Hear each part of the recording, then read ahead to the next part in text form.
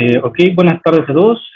Hoy nuevamente tenemos una charla acá en el Laboratorio de Inteligencia Artificial PIALAB y también el Centro Nacional de Inteligencia Artificial TENIA. Hoy nos expone Andrés Carballo un trabajo que está realizando dentro de este grupo. Así que muchas gracias, Andrés.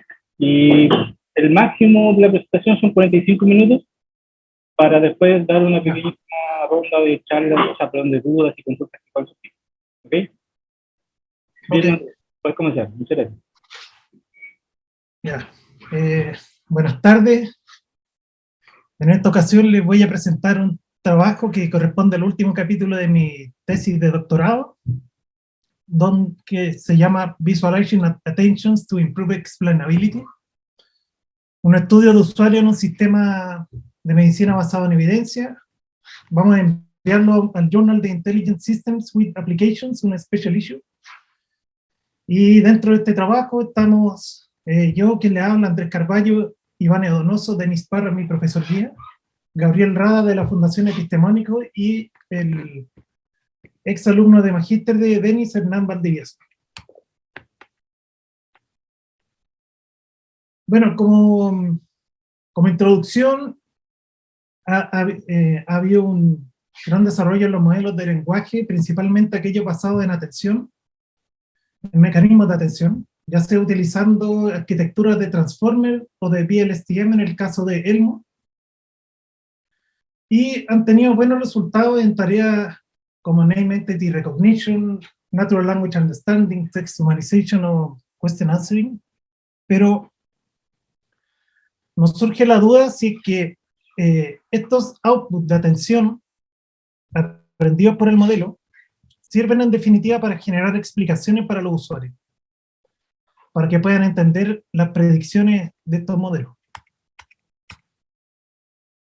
Entonces, ¿son las atenciones una buena forma para explicar al usuario las predicciones del modelo? Han salido últimamente dos estudios, o sea, pueden haber salido más, pero dentro de este último tiempo, pero de acuerdo a lo que yo he revisado últimamente, está Attention is not an explanation, un trabajo del 2019, y Attention is not an explanation, que es como que refuta toda la hipótesis que hizo el trabajo anterior. Y ambos de estos trabajos son estudios teóricos que demuestran si es que las atenciones son o no son una buena forma para explicar predicciones o output de los modelos.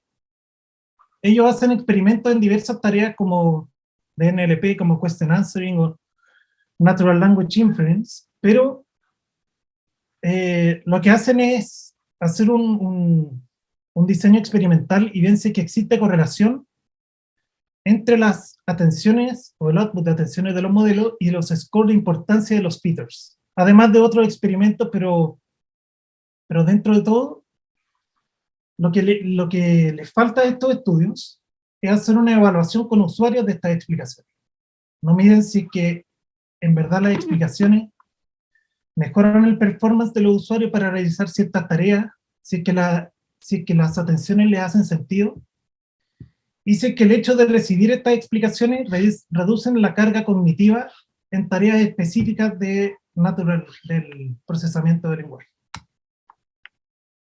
Por otra parte, hay diversas formas de generar explicaciones visuales, como está el ejemplo de Lime, donde te dice la predicción de la probabilidad, 0,1 en este caso, y te dice si que la palabra contribuye o no al modelo a tomar la decisión de predecir cierta clase. Está el trabajo de Badanao del 2014, donde genera matrices de confusión, donde ven en forma de matrices la importancia de las palabras para generar una predicción. Está el trabajo de Big et al. Del 2019, BERT-BIS, que es bastante utilizada, que te muestra el nivel de atención que le prestan las palabras en las distintas capas del Transformer, de estos modelos de lenguaje basados en Transformer. Entonces aquí uno puede elegir la capa donde uno quiere ver la atención que le prestó el modelo a las palabras, y si es que quiere ver todas las atenciones o las atenciones de un cierto head, de estos cabezales que forman parte de esta arquitectura. Y otro que es más antiguo es el modelo de Shapley Sampling Values, que también busca generar explicaciones y ver cuáles palabras son más importantes o fueron más consideradas por el modelo para generar un output de predicción. Pero igual que antes, el problema que tienen son buenas herramientas para explorar las atenciones de estos modelos de lenguaje, pero no han sido exhaustivamente evaluadas mediante estudios de usuario para comprobar si es que la forma de visualizar estas atenciones son útiles para los usuarios, tanto para mejorar en su desempeño realizando las tareas, o simplemente para entender qué es lo que está pasando en esta caja negra y entender mejor cuál es el funcionamiento del modelo. Entonces, las principales contribuciones de este trabajo que estamos realizando, que vamos a terminar prontamente, es, mediante un estudio de usuario, lo que queremos demostrar es si es que el output de los mecanismos de atención en las palabras brindan explicaciones útiles para los usuarios. Comparamos distintas formas de visualizar estas atenciones en Visual Encodings, que vamos a ver después. Y vamos a ver cuál de estas formas de visualizar las atenciones es más beneficiosa en términos de esfuerzo cognitivo y rendimiento de los usuarios en la tarea de clasificación de texto. Y, por otra parte, queremos demostrar si es que el hecho de dar información al usuario sobre la probabilidad predicha del modelo es realmente útil para el usuario. Así que la segunda opinión de un experto que vendría a ser este modelo es útil para el usuario para tomar una decisión. Y si es que su nivel de certeza también es útil. Entonces, el estudio de usuario que llevamos a cabo consiste en la tarea de clasificación de artículos médicos. Dependiendo de, dado su contenido, queremos clasificar cuál es su metodología de estudio y cuál es el tipo de artículo. Y para ello implementamos una interfaz visual en la plataforma de Epistemónico como una extensión de Google Chrome que modifica esta plataforma que ellos están acostumbrados a usar en el día a día. Y le embebimos estas explicaciones visuales sobre las palabras de los abstracts que están revisando para etiquetar estos artículos. Y también evaluamos si es que es bien percibido por los usuarios el hecho de darles la certeza del modelo en la predicción, en una cierta predicción. Un colaborador muy importante en este trabajo fue la Fundación Epistemónico, que es una base de datos de evidencia, de evidencia médica, que está etiquetada manualmente por voluntarios expertos, que es un equipo de voluntarios expertos bastante extenso. Y lo que hacen es que, a medida que se va indexando nueva evidencia en la web, ellos la van scrapeando automáticamente, hacen como un prefiltro como basado en heurística que ellos han desarrollado, y después vienen una revisión por parte de personas o voluntarios que ellos tienen, y dependiendo del tipo de estudio o de la metodología de estudio que usan, deciden si incluirlo o no dentro de su base de datos.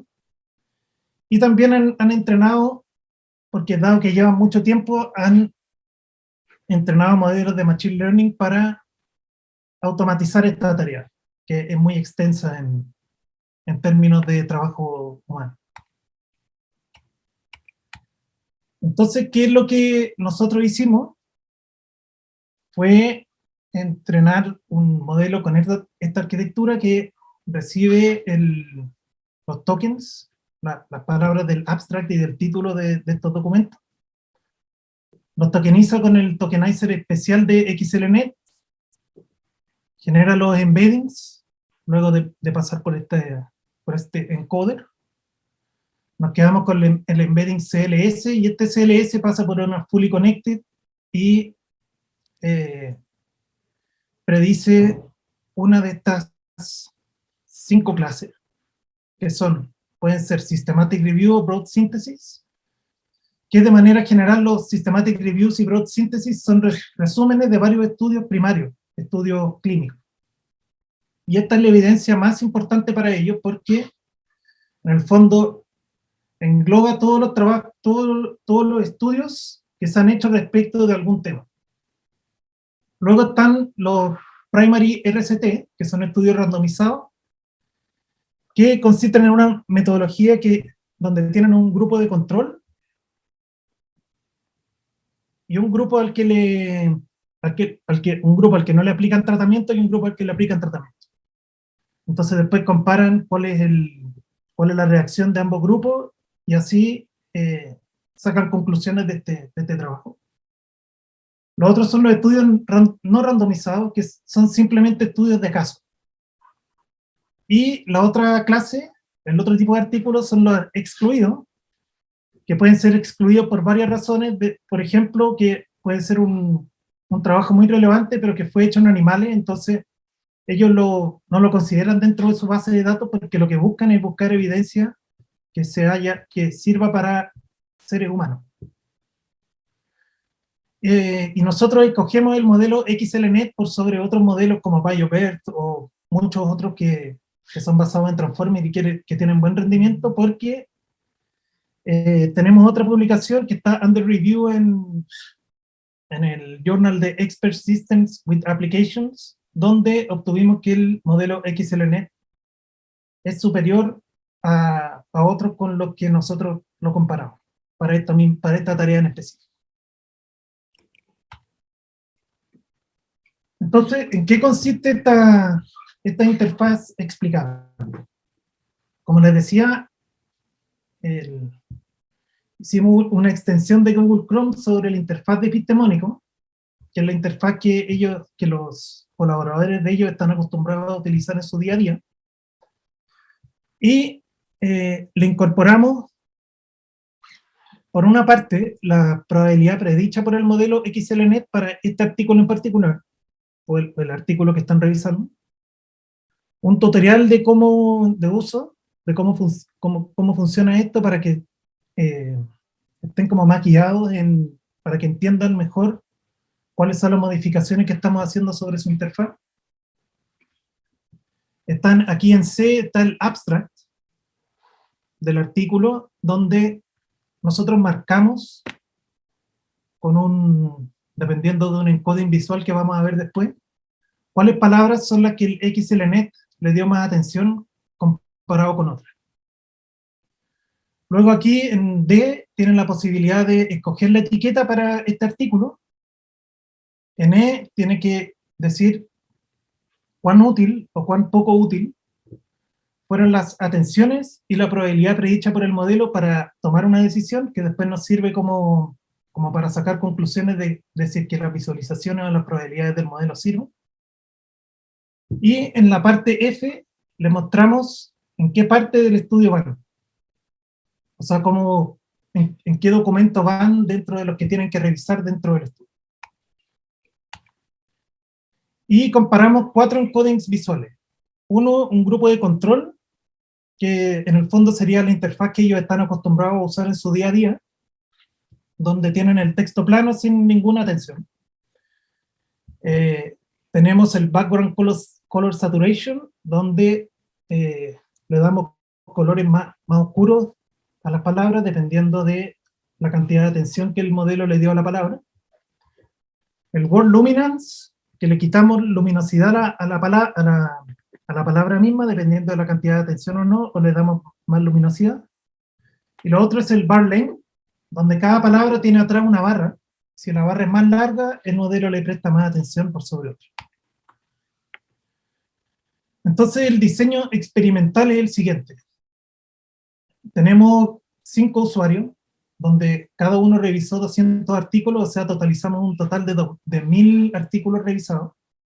Tenemos un N de usuarios bastante chico, porque es como que cuesta mucho encontrar gente experta en esta área de medicina basada en evidencia que sepa realmente evaluar si es que un artículo es relevante por sobre otro. Por eso es tan chico, pero la cantidad de artículos igual son 1000 artículos revisados de los que se pueden sacar ciertas conclusiones relevantes. Tenemos dos fases. En una primera fase le asignamos al usuario un encoding visual o formar parte del grupo de control, o sea, uno de estas 4 opciones, digamos. Entonces, como estas 3 son encodings visuales, también le damos le damos la opción de no usar visualizaciones. Y en la segunda fase, el usuario puede escoger cuál fue su encoding visual favorito, o si que prefiere no visualizar nada y quedarse solamente con el grupo de control. Al principio del estudio se firma un consentimiento informado para formar parte del estudio, y se hace una encuesta previa previa al iniciar el estudio. Luego, al terminar cada paso, o sea, cada uno de estos pasos es una visualización, y cada uno de estos challenges son tipos de artículos. Entonces tiene que pasar por estos 4 pasos, y después, en una fase 2, le damos la posibilidad de escoger cuál fue su favorita para terminar en los últimos 4 steps.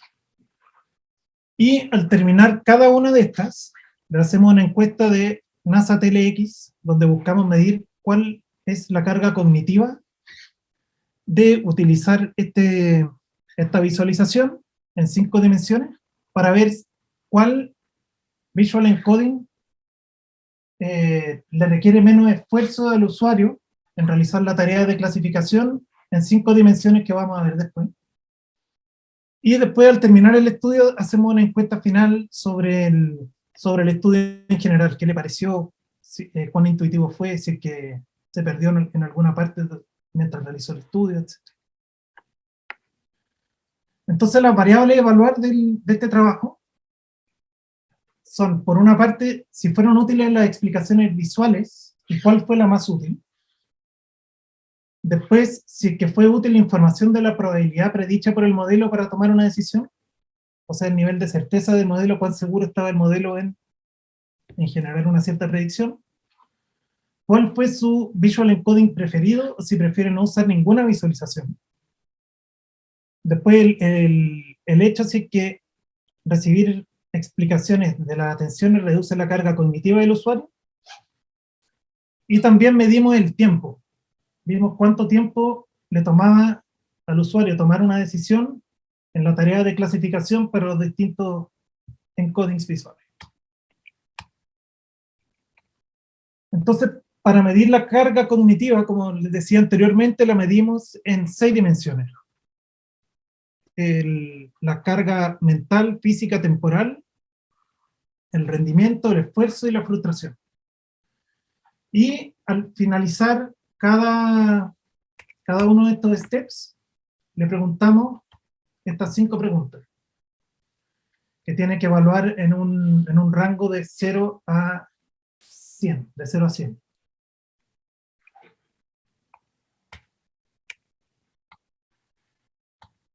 Entonces, como resultado de la evaluación, obtuvimos que, por una parte, la utilidad de la probabilidad predicha o de la certeza del modelo sobre las predicciones tiene en general una buena percepción de utilidad por parte de los usuarios. Asignan un score, en su mayoría de las veces 5 seguido por 4, donde el score 5 es como que su percepción de utilidad de esta certeza del modelo es muy buena. Luego, respecto de la utilidad de las visualizaciones, las atenciones para los usuarios, independientes del encoding visual, lo valoran más o menos mal. O sea, está entre neutro en 3, entre 3 y 1. No era un resultado muy, muy bueno para... O sea, no es el resultado que esperábamos, pero definitivamente no es realmente valorado por los usuarios el hecho de recibir atenciones, o sea, de recibir explicaciones que se generan a partir de las atenciones del output del modelo. Pero algo que nos llama la atención es que La visualización preferida en la segunda fase fue bar, que eran estas barritas que estaban detrás de las palabras, seguido de background color, por sobre la variable de control. Es decir, a pesar de que no le evaluaron bien, prefirieron escoger algún encoding visual en una segunda fase, por sobre la variable de control. Y esto lo vamos a ver después en la discusión, pero se podría deber a que el hecho de incluir estas explicaciones independientes, si le hacen sentido o no a las personas, como que los ayudan a guiarse en la lectura del texto para realizar esta tarea. Luego, respecto a la carga cognitiva, también hubieran resultados interesantes. Por ejemplo, el encoding visual de background color fue el que más redujo la carga mental, física, en tiempo y en esfuerzo en realizar esta tarea de clasificación de texto. Y por otra parte, sin visualización, les permitió mejorar en performance y le redujo el nivel de frustración en realizar la tarea. Es decir, igual hace sentido porque, en el término de frustración, porque como llevan mucho tiempo utilizando esta herramienta sin ninguna modificación, como que el hecho de no incluir visualización y no modificar su entorno al que están acostumbrados a utilizar, le reduce la frustración porque no tienen que aprender nada nuevo. Luego, respecto del tiempo requerido, vemos que la variable de control sin visualización en promedio les toma menos tiempo, lo que era también esperado porque el hecho de no incluir visualización en el fondo les sale mucho más rápido porque ellos han estado acostumbrados a usar la herramienta tal como es. Pero el bar en promedio es algo más bajo que la variable de control. O sea, en promedio bar es más bajo que la variable de control, pero dentro de todo es bastante parecida. Luego hicimos otro análisis que era el efecto de interacción entre la percepción de la utilidad y la probabilidad predicha por el modelo para los distintos tipos de artículos y los encodings visuales. Entonces, en general vemos que, como vimos anteriormente, tiene un score bastante alto. Hay una interacción, digamos, porque para cada tipo de artículo, non-randomized study, systematic review, broad synthesis o randomized trial, que en el eje X, y en el eje Y tenemos la usabilidad o la utilidad percibida por los usuarios sobre la probabilidad del modelo, cambia dependiendo del tipo de artículo o de la visualización. Pero vemos que, independiente del tipo de artículo, no hay diferencias significativas porque los intervalos de confianza se traslapan. Entonces eso quiere decir que no hay una diferencia significativa entre la utilidad de los distintos visual encodings para los distintos tipos de documentos. Entonces, esto quiere decir que la probabilidad del modelo es independiente del visual encoding, lo que es totalmente esperable porque cuando uno ve la visualización, el usuario que está revisando, el hecho de tener la probabilidad le da suficiente información para tomar una decisión en vez de ver la visualización. Por otra parte, acá, cuando vemos el efecto de interacción en la percepción de utilidad de las visualizaciones, o sea, de las atenciones sobre la palabra, también vemos un efecto de interacción porque la percepción de utilidad de las palabras cambia de acuerdo al tipo de artículo o del tipo de encoding visual. Y a diferencia del anterior, vemos diferencias significativas entre los distintos encodings visuales dependiendo del tipo de artículo. Por ejemplo, en los non-randomized studies no vemos diferencias significativas. O sea, aquí casi podría haber una diferencia significativa entre bar y background, porque se traslapan, pero por muy poco. Pero para las revisiones sistemáticas, vemos que el encoding visual de bar es significativamente, o sea, tiene una percepción de utilidad significativamente distinta comparado con background color. Lo mismo pasa aquí con bar con respecto a luminance y con bar con respecto a background. Se ven diferencias significativas. O sea, es decir, como si bien tienen un score bajo, hay una diferencia significativa entre usar un encoding visual o no usar, o usar un encoding visual por sobre otro, dependiendo del tipo de artículo que están evaluando. Y acá en los estudios randomizados también se ve una diferencia significativa entre el luminance y bar, porque no se traslapan estos intervalos.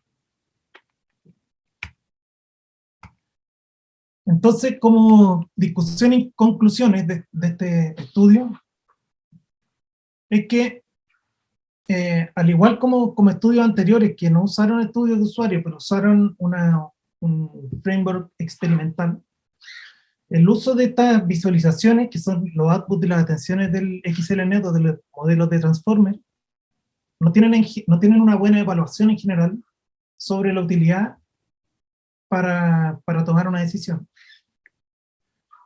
Por otra parte, la información de la probabilidad predicha o la certeza del modelo es considerada como necesaria porque es como una segunda opinión experta que están recibiendo y les ayuda a tomar mejores decisiones sobre la posible clase de este artículo.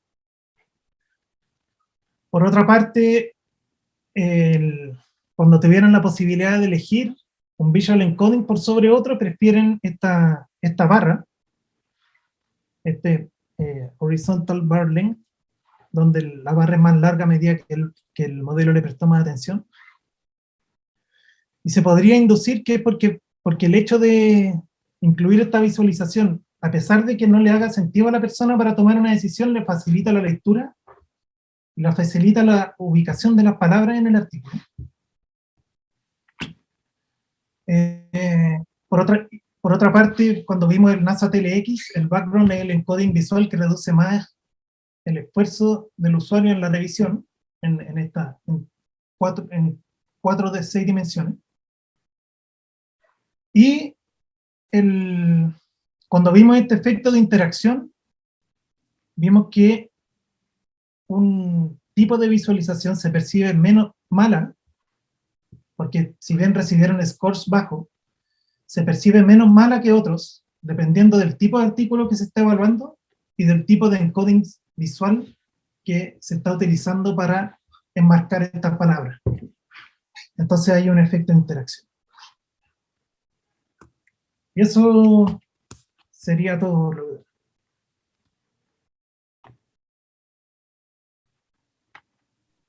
Gracias, Andrés. Buena tu presentación. Vamos ahora a iniciar la ronda de consultas y dudas.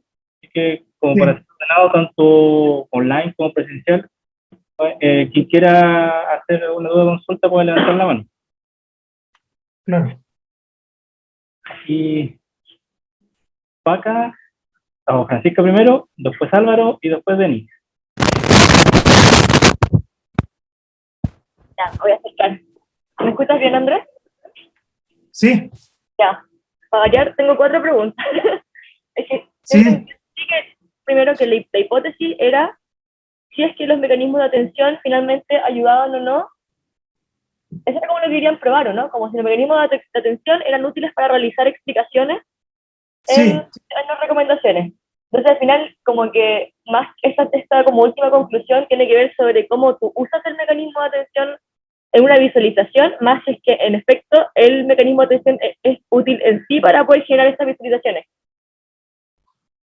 En el fondo es si es que el mecanismo, si es que las palabras que el modelo aprendió a prestarle más atención durante su entrenamiento, le hacen sentido a las personas que están realizando esta tarea. Y si es que le facilita, si es que le permite mejorar su desempeño en realizarla. Ya, claro, porque ahí siento como que se empieza como a desdibujar un poco y queda más en cómo se la muestra, como la visualización, como el tipo de visualización en sí, en si que existe o no existe, como la ayuda de la... Sí. ¿Sabes? Sí, es Como que que- evaluamos por una parte si es que le sirve la visualización y la otra es cuál es la mejor forma o la menos peor forma de mostrársela. Claro, ya, ahora entiendo, sentía como que me faltaba como un paso más atrás de la primera hipótesis, ¿cachai? Y respecto a eso, otra duda que tenía era como, ¿cómo se generan las recomendaciones? ¿Es en base como a papers vistos anteriormente o a consulta directa? No, no son recomendaciones, es un problema simplemente de clasificación, Ah, ya, donde dado el texto del artículo, tú predices una de estas 5 clases. Si es que es broad synthesis, excluirlo. Si es que es un estudio primario randomizado, si es que no es randomizado, si es que es una revisión sistemática. ya, ahora que sé. Y en ese caso, estas clasificaciones, SRBS, son como estándar en este ámbito de artículos médicos. Al menos en epistemónico ellos seguían por estas 5 clases de artículos porque les permite diferenciar cuáles son más relevantes que otras. En el fondo lo que a ellos más les interesa encontrar son estas revisiones sistemáticas, Ya, que son como los estudios que engloban todos los estudios clínicos que se han hecho sobre algo, sobre, no sé, efectos de las vacunas de COVID-19 sobre personas sobre 70 años. como que bueno que lo explicaste, me parecía muy curioso que esa información no viniera ya con el paper, como que podía estar en el BibTeX, ¿o no? Como que podría ser parte, como Sí, que, como que sea un tag más, porque al final siento como que más que un clasificador, sí, es un clasificador, obvio, pero es como un etiquetador, en verdad, como esta herramienta, como que etiqueta los papers en esas categorías. Y sentía como que me parecía muy curioso que si fueran categorías que se usaban mucho en este ámbito, no vinieran ya los papers como con esa información. No sé, entonces, sí, no que, vienen. Ese es el problema que cuando se indexan en la web no vienen con esta información. claro, Entonces eso es lo que agrega epistemónico con ya, con como estas que personas daría voluntarias que lo ayudan a etiquetar. como que lo voy a sacar del BibTeX, como, y dado eso, y mi última pregunta, ahora sí, para dejar Sí, más espacio, ¿qué pasa si es que, no sé si consideraron el ruido como en esto? ¿Qué pasa si es que hay papers que no son del área? O sea, artículos que no son del área médica, que tienen otro tipo de ah, contenido, ¿cachai? Como ruido en cuanto al contenido, como cómo se clasifica. es que esos entran dentro de excluido. Ya, Esos tienen una etiqueta excluido, donde, no sé, estudios que se hayan hecho sobre animales los excluyen. O de repente se indexan artículos cortos en una revista, no sé, en EMOL. Entonces eso como que no es evidencia suficientemente relevante para incluirla dentro de la base de datos y se quita. O un artículo del diario, cosas que no son lo suficientemente robustas. ya, te cacho. Eso, gracias Andrés. De nada. Álvaro.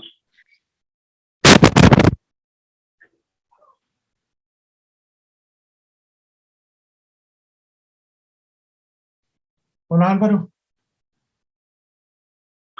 Parece que está muteado, Álvaro.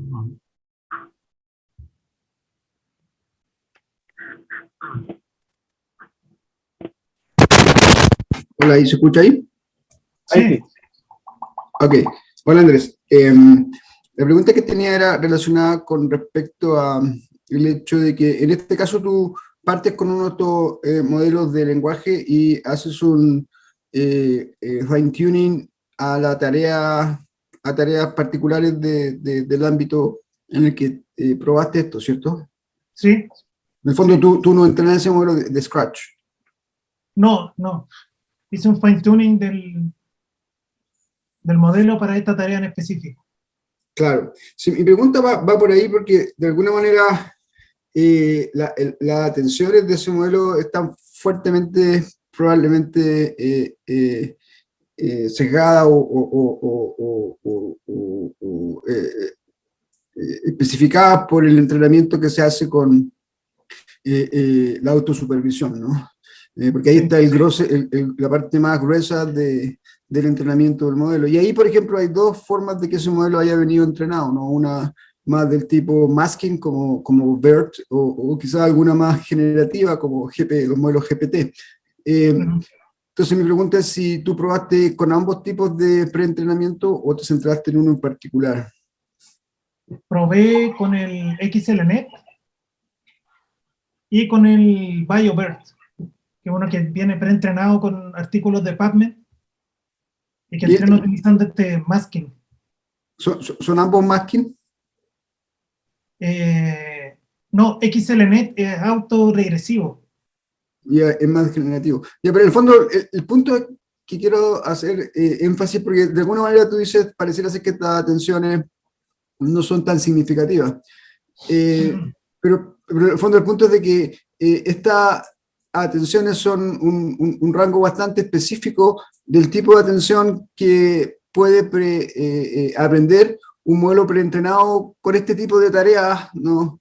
Ya sea de predecir frases que siguen o predecir palabras que están ocultas, ¿no? Entonces, la pregunta es de que si nosotros pudiéramos encontrar otras tareas, y en el fondo, ¿cuáles tareas? ¿Ya? Pensando en que el fine-tuning que tú haces para esta tarea no cambia tanto la atención interna, eso también sería una hipótesis, sino ver si es que yo probara directamente con las atenciones sin preentrenar tanto en la nueva tarea, cómo cambian con la nueva tarea al agregarle ese nuevo head. Y cómo cambiarían quizás con otras tareas de preentrenamiento, ¿no? Eso sería interesante. No sé si tú hiciste algún estudio respecto a esto, ¿no? Porque uno después de esto no puede decir, las atenciones de los transformers no sirven para esto, porque las atenciones de los transformers realmente dependen del proceso de entrenamiento que siguieron, ¿no? Y tú estás probando unos procesos bastante específicos que son los más populares en todo caso, pero que uno podría decir quizás otras formas de entrenar estos modelos generan atenciones que sean bastante más cercanas a lo que esperaría quizás un usuario humano o que le fueran de mayor utilidad a un usuario humano.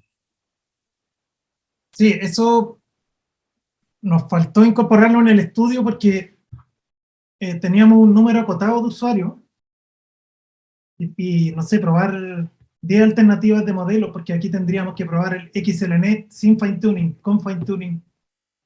Serían como demasiadas variables Pero yo no hablo de eso, hablo más de, en el fondo, quizás tener un conjunto de tareas de preentrenamiento que pudieran ver un poco cuál es la sensibilidad con respecto a esa tarea de preentrenamiento. Por ejemplo, una comparación directa podría ser, a ver, tengo un buen modelo que en resultados comparables como modelo de preentrenamiento, ¿cierto? Ambos son bastante útiles cuando se hacen un fine-tuning a otras tareas, y esos dos modelos tienen distintos tipos de preentrenamiento, uno del tipo A, uno del tipo B.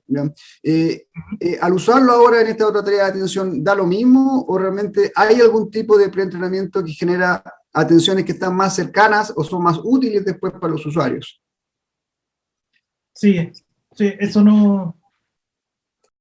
Nos quedamos solamente con este modelo, con esta forma de preentrenamiento, pero sería interesante ver cuáles atenciones le hacen más atención al más percepción de utilidad para el usuario, dependiendo de cómo fue entrenado este modelo, cómo fue fine-tuneado.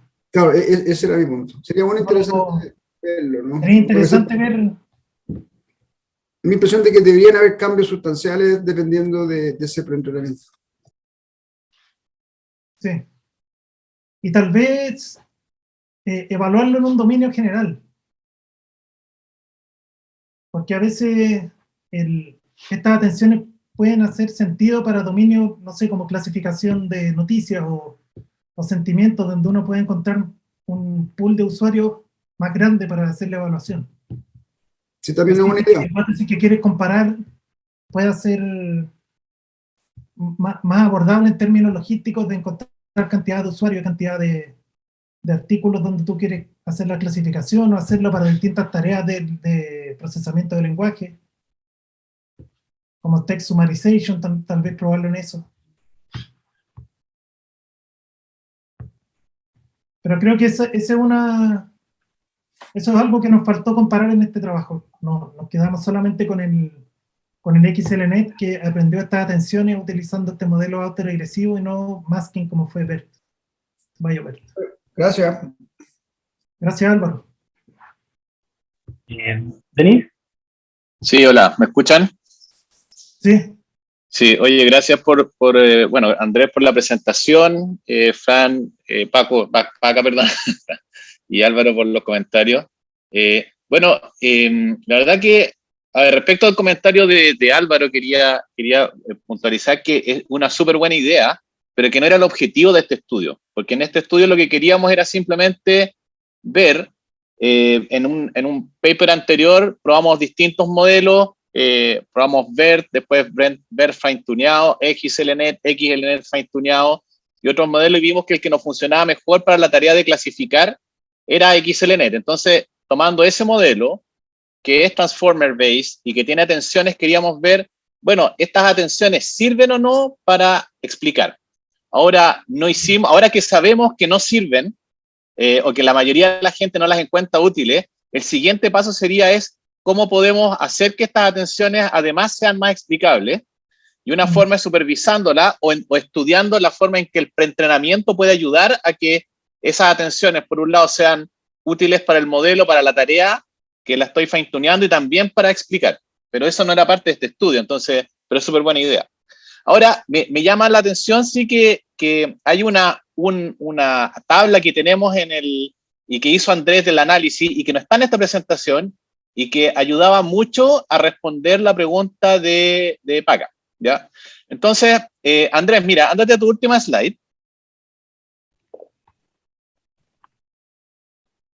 donde tienes las conclusiones, y aquí me llamó la atención me llamó harto la atención, que tú dices, en general, el uso de visualizaciones no tiene buena evaluación. Honestamente, yo no sé de dónde sacaste esa conclusión, porque una cosa es lo que te dijo Paca, que es las atenciones sobre las palabras me sirven, otra cosa es cómo las visualizo. Si los usuarios no encuentran que las atenciones son buenas, no importa cómo las visualice, no te las van a evaluar bien. No es que las visualizaciones no sirvan, pero lo interesante es que, a pesar de que las atenciones no fueron bien evaluadas, la forma en que las evaluaron, su utilidad, no fue igual dependiendo de la forma en que la visualizas y dependiendo del tipo de documento. Es decir, esa conclusión, tal como la tienes ahí, está incompleta. Y la forma de darse cuenta que está incompleta es, si podría, Andrés, mostrar la tabla en tu tesis, donde tienes las palabras a las que atendía el modelo cuando tenías ratings de percepción, de utilidad, menores que 3 y mayores que 3. ¿Tienes eso abierto? ¿Lo puedes mostrar? Porque yo creo que sería súper útil aquí para la discusión. A ver. Y esto ayuda a separar, porque una cosa, repito, son a qué le pone atención el modelo, otra cosa es cómo lo visualiza y si esas visualizaciones, cómo son evaluadas, si son útiles o no. Pero en realidad, cuando tú le preguntas al usuario si es que te sirven, no es que te digan, esa visualización está mala. Lo que te están diciendo es esa atención que me estáis mostrando ahí en las palabras no me servía. Era...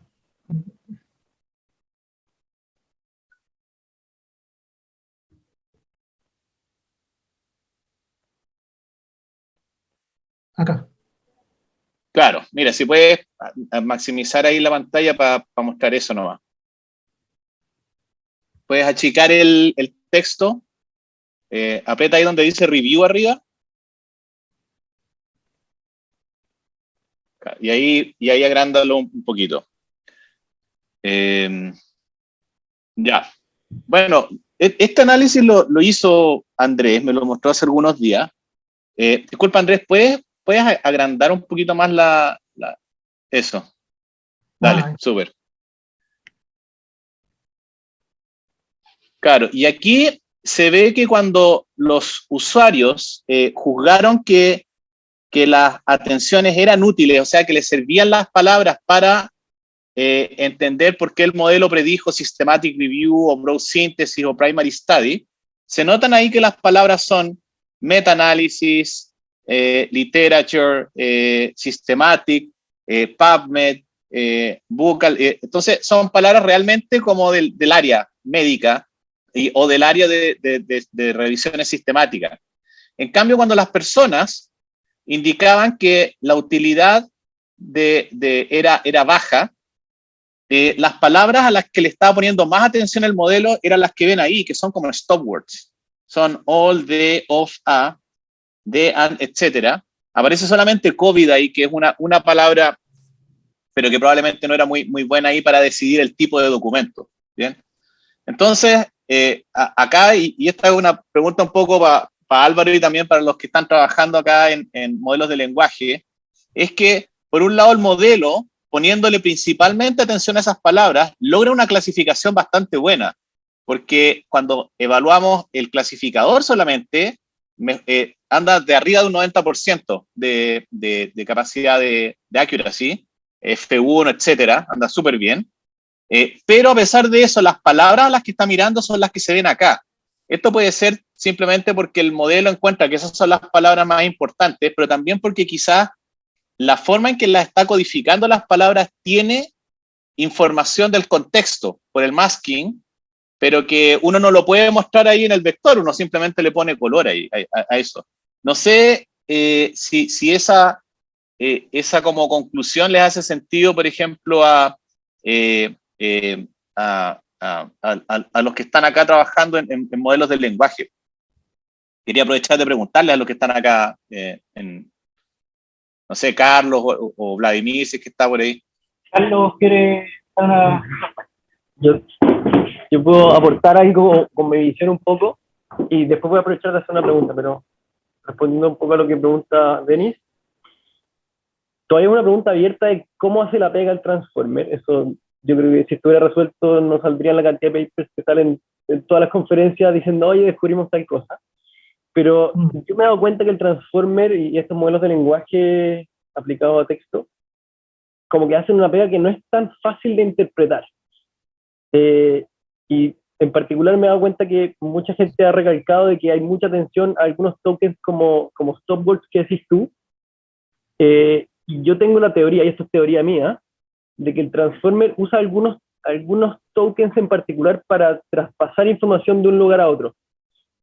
Como un poco, voy a explicar un poquito mejor eso, pero al final, supongamos de que el token CLS, que es el token de clasificación, que es un token que en el fondo no apunta a ninguna palabra, el token CLS le puede poner atención a todos los tokens de la palabra, de la frase.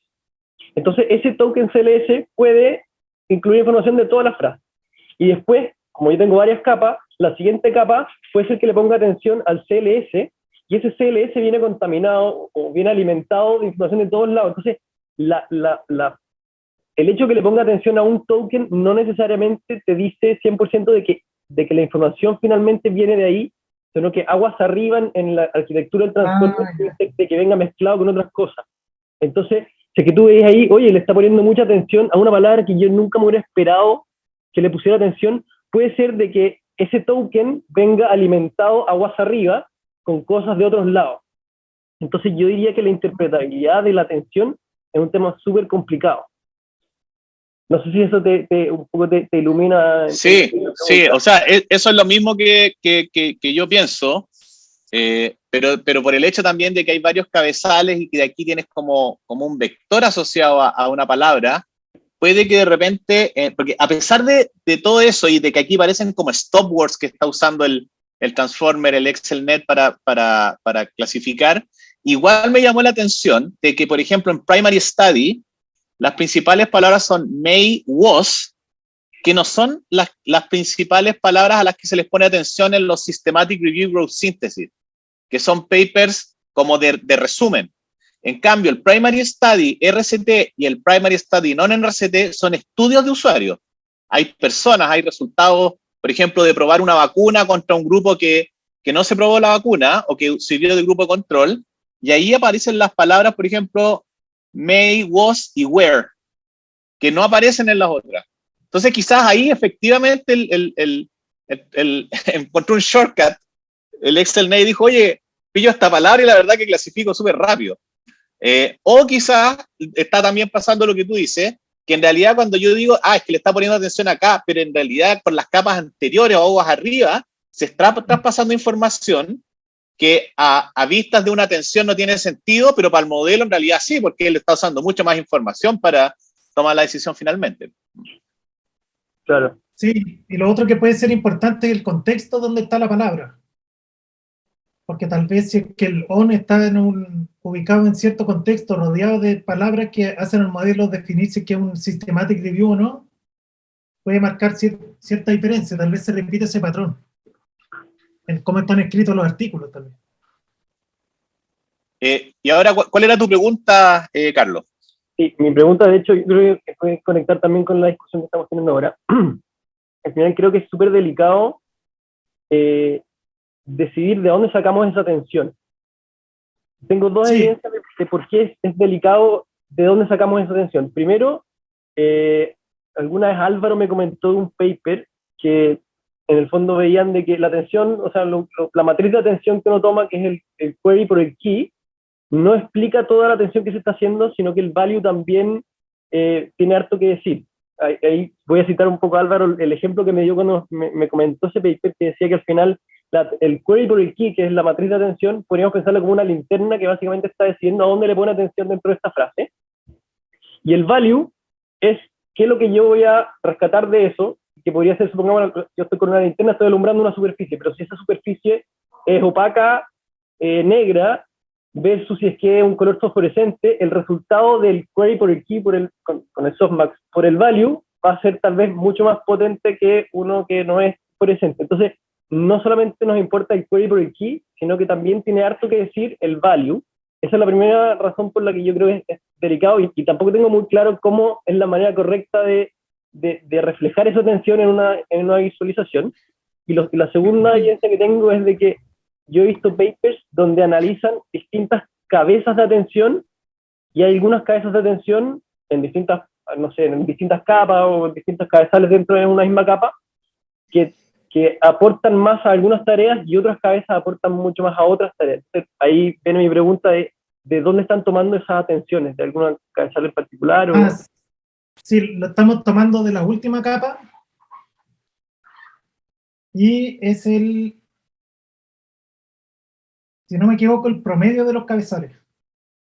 Ya. Los heads. Yo creo... Fíjate, esa pregunta la tuvimos, Carlos.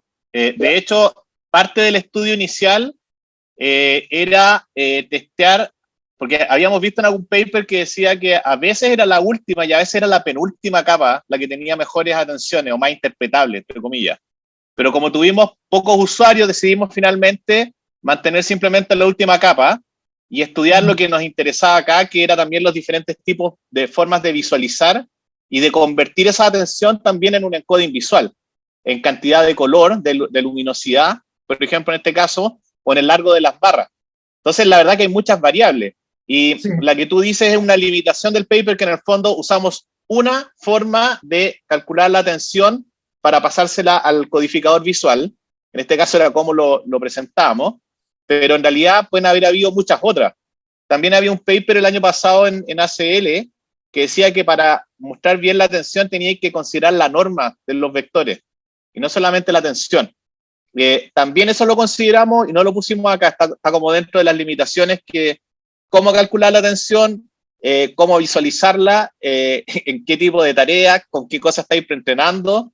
En el fondo, llegar ahí a lo que está haciendo el Transformer, a lo que finalmente queremos tratar de convey al usuario en la explicación, ahí todavía hay una brecha bien importante, pero por lo menos en este paper lo vimos en esta tarea en particular de clasificaciones de evidencia médica, y es bueno el último capítulo de la tesis de Andrés.